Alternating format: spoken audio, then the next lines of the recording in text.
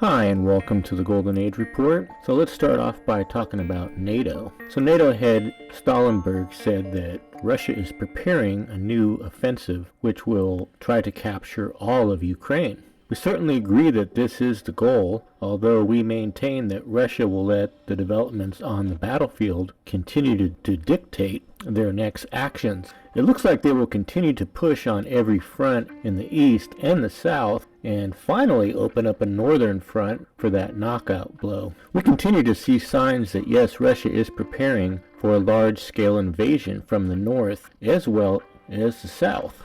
We don't agree that they will wait until March, April, or even the summer, as many analysts have speculated.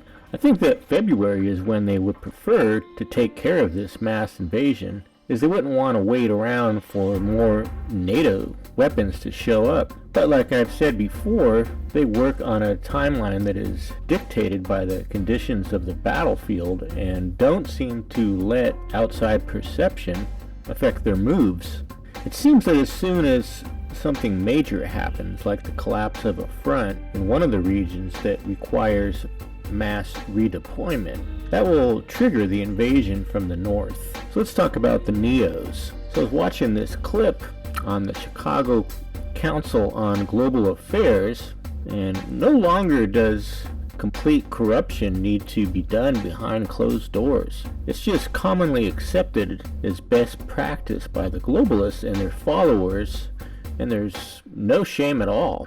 Yes, there is more and more information coming out how these globalist leaders consider Germany to be a bit of a problem to their plans. Well, we started to get the feeling that the plan was to have Germany disarmed, and yes, everything we continue to hear and see moving forward seems to support that theory. We all know about the plan to de-energize them and their economy. Well, you gotta watch this Jimmy Dore show on this topic where this globalist openly expresses concerns about Germany siding with Russia and how that ruins his business plans. So next let's talk about Iran. So we are hearing that France is operating drones over in Iraq. Could some of these drones have accidentally snuck over the border and ended up in Iran? Well, I'm just finding it weird that the US is coming out and pointing their finger at Israel.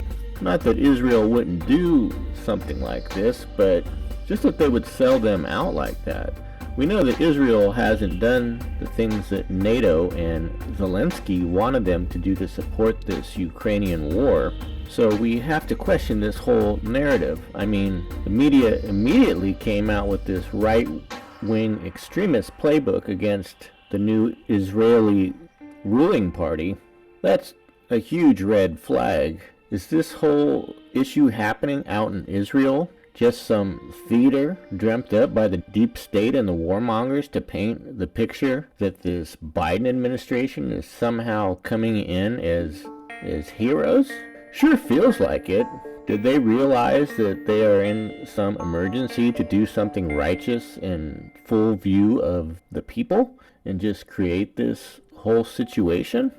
Well, for an administration that has done just the opposite of what the people want since coming into power, sure seems suspicious that all of a sudden they would want to do something just. Yeah, this whole story of the Israeli government just going out there and arresting 40 family members because someone committed a retaliation attack on what happened to their family member just seems a little bit over the top, even in these times. So let's see, we just had the CIA head and Blinken visit Israel, and now look what's happening in the area all of a sudden. It's exploding. The attack on Iran all over the region, and then this recent extreme move on Palestine.